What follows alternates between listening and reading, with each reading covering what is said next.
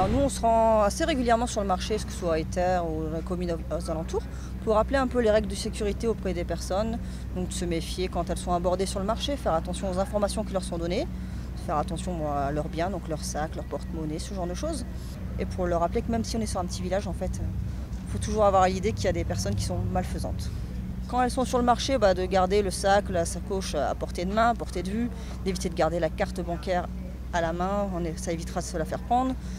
De ne pas divulguer son code de carte bancaire. Après, quand elles sont à leur domicile, c'est un rappel comme quoi on ne fait pas rentrer une personne qu'on ne connaît pas, qu'on évite de donner des données particulières, la carte bancaire, le numéro de téléphone. On se méfie toujours en fait, parce qu'on a eu quelques cas de démarchage en fait en porte-à-porte avec des personnes qui sont retrouvées avec un vendeur un peu insistant, qui ont pris peur et qui ont fini par donner des données qu'elles n'auraient pas données en temps normal. Donc c'est juste des rappels en fait. À domicile, c'est le démarchage. En ce moment, on a beaucoup la fibre qui s'installe dans les différentes communes. Donc c'est les vendeurs qui tentent un peu leur chance, qui font du porte-à-porte mais qui sont un peu assistants. Et sur une personne âgée, ça passe plus facilement. En leur expliquant qu'il va y avoir quelque chose d'offert, la personne âgée pense effectivement faire une bonne affaire, mais se rend compte au final qu'elle s'est fait un peu avoir. On a également du démarchage téléphonique qui a été fait, c'est-à-dire que les personnes étaient appelées, on leur expliquait qu'elles avaient été victimes d'une escroquerie sur leur compte bancaire, donc on leur demandait leur numéro de carte, le code.